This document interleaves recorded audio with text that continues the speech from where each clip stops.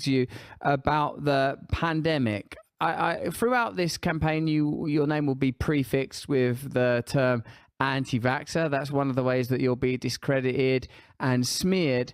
But I would like you to share with us, if you can, a little about how you feel the pandemic was used to assert control, profit the pharmaceutical industry, grant opportunity to regulate, introduce surveillance and measures that may otherwise have been resisted.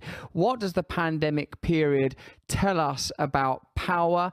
And in the event that you became president, how would you address what's happened in the last couple of years?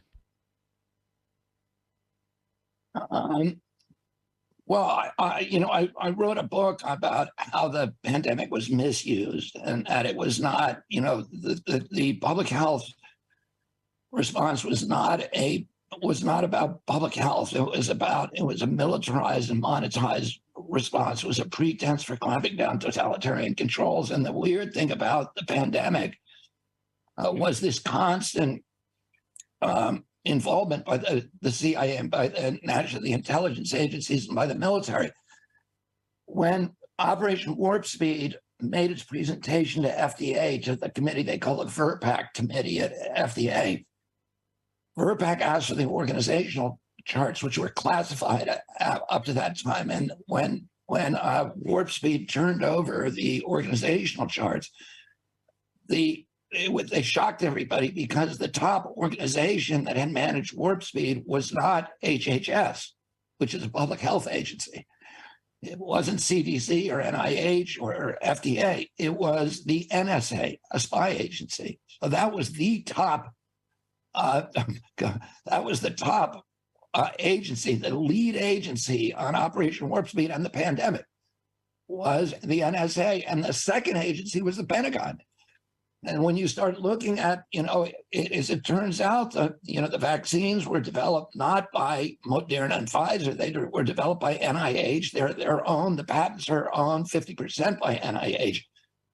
Nor were they manufactured by Pfizer or by Moderna. They were manufactured by military contractors. And basically, Pfizer and Moderna were paid to put their stamps on those vaccines as if they came from the pharmaceutical industry. But that's not what they were doing. They were coming from, this was a military project from the beginning. And and then you have, one of the things I detail in my book is these simulations that I uncovered, about 20 different simulations, coronavirus and pandemic simulations, that started in 2001, the first one, right before the anthrax attacks. And then every year the CIA was doing these, and the CIA was sponsoring them all.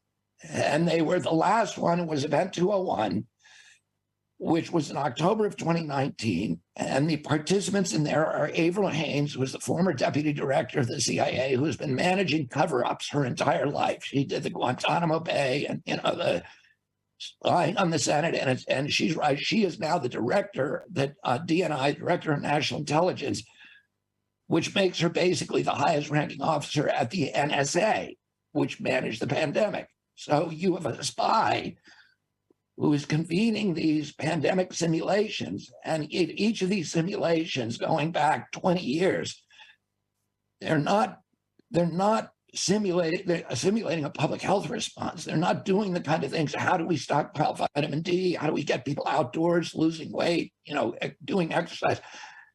How do we develop an information grid to all the 15 million doctors, frontline physicians all over the world? We're going to be encountering this disease so that we can get their information about what they're doing that works and what doesn't work, and put together a model of, okay, here are the drugs, the repurposed drugs that have worked, here are the treatments that work. None of that happened. We had an incredible opportunity for managing pandemic in a way that was, intelligent and sensitive and devastating to the disease. But we didn't do any of those things. It was all about how do you use the pandemic to clamp down censorship?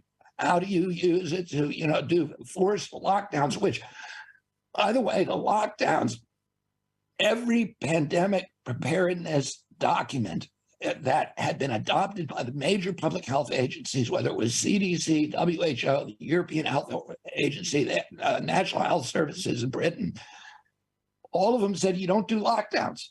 You quarantine the sick, you protect the vulnerable, and you let everybody else go back to work, because the lockdowns actually amplify the impacts of the disease. You will, if you isolate people, it makes them more vulnerable. It makes it, breaks down their immune system. And if you lock them indoors, it's going to spread the respiratory virus. And so all the things they were doing that they were drilling were about clamping down totalitarian controls. And if you look at that event 201, which is still on YouTube, you can still look it up and go to the fourth seminar that day. It's broken into 4 parts. And remember, the people who are here, who are they? Avril Haines, the CIA, now DNI, Director of National Intelligence, who was the CIA Deputy Director. Former Bill Gates, a lot of Tony Fauci's people, the pharmaceutical industries, the big media, Bloomberg, et cetera, all the social media companies. And then somebody odd, who's George Gao, who's the director of the Chinese CDC. So this is in October of 2019. Nobody knows about coronavirus there, and yet they're drilling a coronavirus epidemic, a world global coronavirus epidemic. Nobody's going to ever hear the word coronavirus. The Chinese first acknowledged it on January 1st, so 3 months later. But we now know coronavirus was already circulating in Wuhan, and the Chinese knew about it at least by September 19th. So that's a month before that pandemic simulation. George Gao is the Chinese head of the CDC and the Chinese expert on coronavirus. So clearly he must have known that coronavirus was circulating. On September 19th, a month before that simulation, the Chinese military kicked down the door of the Wuhan lab, went in and took all of the genomic sequences off of the public-facing websites and started destroying all of the links between the lab and the virus, and put a military General Wei, in charge of the lab. So they clearly knew that it had come from the lab and that it was already circulating. And it's circulated now, we know, down the subway line that leads to the airport, from the lab to the airport. So they knew it in October, and they had this simulation in New York, and people there, some of those people must have known it was already circulating. And what are they talking about? The fourth simulation that day. And you can go up on YouTube right now and look this up.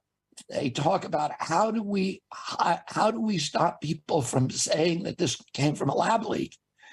And the people who are leading that discussion are the CIA director, Avril Haines, deputy director, and George Gao from the Chinese CDC. And Avril Haines says, essentially she's saying, George Gao is saying, we got to censor the social media. We got to stop them from saying it's a lab leak. Anybody who says that needs to be deplatformed.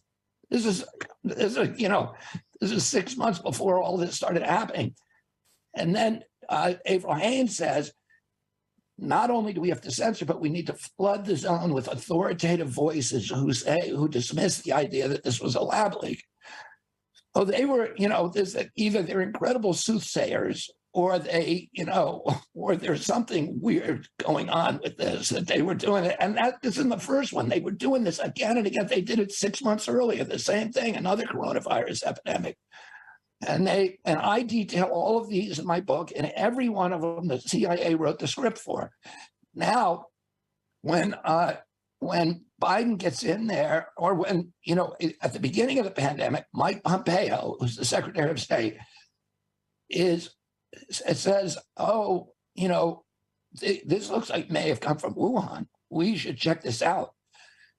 So he gets 4 different branches of the State Department to do an investigation, a massive investigation about whether it's come from Wuhan. If you read Catherine Eben's article on Vanity Fair, she does an amazing job at this. And she shows that intelligence officers came into one of those meetings later on this spring and said, we're shutting this whole thing down because the U.S. government, which means Fauci, but also the CIA, was funding all of that research at that lab. So Fauci funded about $26 million. The CIA was the biggest funder through USAID, about 64 million, and then the Pentagon was the second biggest. So it wasn't just Fauci, it was the whole US intelligence military apparatus that was basically handing over cutting edge military technology, bioweapons technology, to these Chinese scientists who were messing with it. It's really a strange thing. And then you have an intelligence officer shutting down the investigation, which Catherine Eben documents. But then Republicans in Congress, when Biden comes in, say, hey, you got to investigate this. You got to figure out, because there's some mounting evidence that it came from the Wuhan lab. So he says, okay, I'm going to do it. He says, I'm going to get all 22 U.S. intelligence agencies to get together and figure this out. And he said, and come back to me in 90 days. Who does he put in charge of it? Avril Haines. So she signed, then she comes with the thing that says, well, nobody knows, we'll never know. She comes with this report in August of 2021. Nobody knows. We're never going to be able to find out. The intelligence agencies say that we can't figure it out. And so it doesn't have good optics that the same person, and she continues to be the primary advisor to President Biden on coronavirus.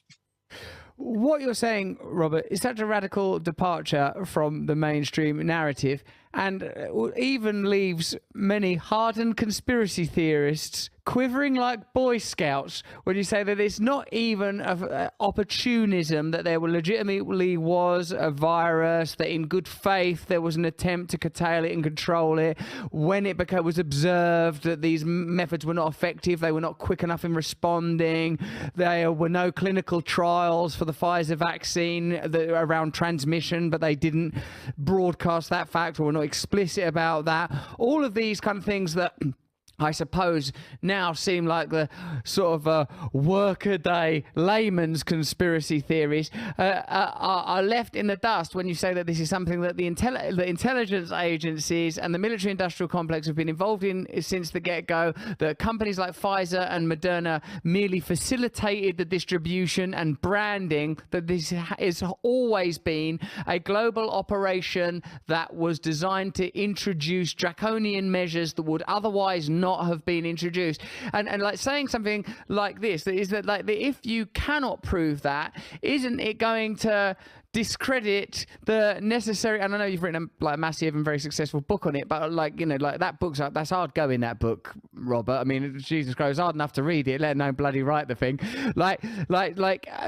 How because I feel like that you are exactly what's necessary, and I feel like mad crazy shit can happen in politics because Trump, and I feel like that what you need is an anti-establishment figure, and yet from your history, you know where the wires are for the Khrushchev bat phone, and like the Cossack dancing spy in the front room. Your personal history is so sort of like this like absurd American version of The Crown. It's like so incredible to hear, but like I actually feel that you are what is required. But like that is so hardcore and extreme. I know our Rumble audience, this lot, they'll bloody well love it. They'll be well into it. They've been dragging me along out of the mainstream. I could have been in movies till about 6 weeks ago. This lot got me in all sorts of crap, right? So like what I feel like is that are these the ideas and issues and the framing that you're going to be going into like not presidential debates. We know Joe Biden won't have them, but like that going into this campaign with, and what kind of onslaught are you gonna get from from the corralled forces of the establishment? And then after this we'll move on to the war in Ukraine. What are you gonna, I mean, God knows where you're gonna go with that. Let me answer. I only get to your first question on each one of these things, but let me just answer that, and it's going to kind of brand me as a worst conspiracy theorist. But all the things that I'm saying are documented. There are things that I don't know, and there are there are dots that need to be connected, but I don't try to connect them. I just say, here's what we know, here's what we can prove. So I'm just finishing now this book on the Wuhan lab, and I had to kind of put together this history, which was fascinating because why was the CIA so involved with gain of function and so obsessed with it? And I went back and kind of traced this history, which is the CIA was created in 1947. And the first task that it was given was Operation Paperclip, which had already been ongoing. The Joint Chiefs were already bringing it over, but that was bringing over all the Nazi weapons scientists, many of them who were destined for the gallows in Nuremberg. And the CIA created these rat lines to smuggle them out from under the nose of Nuremberg prosecutors and bring them over to Fort Detrick and to these weapons labs. A lot of them were nuke scientists, but a lot of them were bioweapons scientists, because Hitler and Goebbels Goering had a huge bioweapons program, and they'd done a lot of work on it. They had a lot of cutting edge stuff. At the same time, the biggest bioweapons program was in Japan, and it was managed by a scientist called Shiro Ishii, who was just this diabolical Mengele-like scientist who was doing human experiments that were, as bad as anything that the Nazis did. But he then was brought under the U.S. wing and protected from the Russians who wanted to hang him. And they brought all those scientists over. It was called Japanese Paperclip. So in that program, they brought all the Japanese scientists. And those scientists who initiated the U.S. bioweapons program at its birth, not only imprinted it with a lot of their, cell cultures, et cetera, but also with a lot of their, I would say, ethical elasticity or ethical lacunae. So and that continues to, to sort of infect the entire bioweapons program. Now, we put huge amounts of money into bioweapons. In 1969, we had nuclear equivalents. They were bragging that they could kill everybody, basically everybody in the world, for 29 cents a person, 29 cents a death. This is what they were. This is what they were going for. That's success. They do the opposite of science. They were, scientists are the opposite of medicine. Medicine tries to save people's lives from all of these, microbes, et cetera. And they were trying to enhance the microbes to make them antibiotic resistant, to make them spread faster, to make them deadlier, et cetera.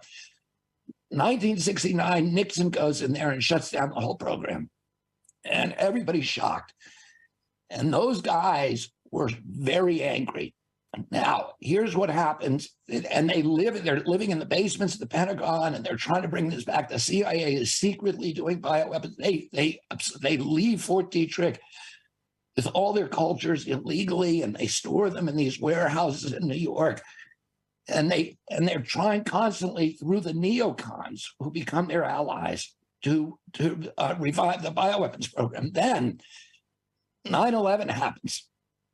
And 9/11, the neocons bring off of the shelf the Patriot Act, which basically is the beginning of the surveillance state in our country. And nobody reads it. The only congressman to read it was my campaign manager, Dennis Kucinich. And he was in Congress at that time, and he told me not one copy was available to any congressman. The 350 Act that suddenly appeared the day after 9/11. And that dismantles basically the United States Constitution. Interestingly, that act, which nobody read, had a provision in it that revokes effectively the Geneva Convention and the Nixon's bioweapons charter. So all of so it basically relaunched the bioweapons arms race. There were two guys who were blocking it, Patrick Leahy and Tom Daschle. A week later, they're stopping it. They're not going to let it pass. A week later, they get envelopes filled with anthrax in their offices. Congress is shut down. They're shut up. And while Congress is shut down, the Patriot Act gets passed. And the Patriot Act relaunched the arms race. So the military begins. And by the way, that anthrax, which was also used as the excuse for going into Iraq and invading Iraq because Saddam Hussein did it, we were told. It turns out after a 2-year investigation, the FBI came back and said that anthrax was Ames anthrax, highly sophisticated. There's only one place in the world it could have come from, Fort Detrick, which is the CIA Pentagon lab. So at that point, the Pentagon begins pumping a lot of money into bioweapons, about $2 billion a year, but they don't want to do it because they don't know if the Patriot Act is actually, legal. Because the Patriot Act, what it says is, we're not revoking the Geneva Convention, we're not invoking the Bioweapons Charter, but we're making a law that any federal official that violates those two bills cannot be prosecuted. So the treaties are still in place, but they give an exemption to all federal officials. The Pentagon's not sure that that's legal. And by the way, if you violate those provisions of Geneva, it's a death penalty. You get hanged. So they were worried about doing it. So they, instead of putting it in-house at the Pentagon, they put it all in NIH in Tony Fauci's shop. They give him a 68% raise, which is why he became the highest paid federal official in history. He was making more, $450,000 a year. The president only makes $400,000, but it's because of that military salary he got, the 68% raise in the military. So he had to do bioweapons development. That's why he was going to do it in gain of function. And then in 2014, 3 of the bugs escaped from labs in the United States, and everybody finds out about it. Congress has hearings. 300 scientists write letters to Obama, sign a letter to Obama saying, you got to shut down Tony Fauci. He's going to create an epidemic. Obama shuts down all of Fauci's projects, orders them closed, has a moratorium, but Fauci doesn't shut them down. He continues doing them. And then he starts shipping everything over to Wuhan, where he can do it offshore, out of sight of these federal overseers and all the nosy scientists like Richard E. Bright and the others from the Cambridge Working Group who were horrified by what he was doing. And that's kind of why the short story of why, we're doing all this stuff in Wuhan rather than doing it at University of North Carolina and Galveston, which is where they were doing it before. Bloody hell, Robert. Right.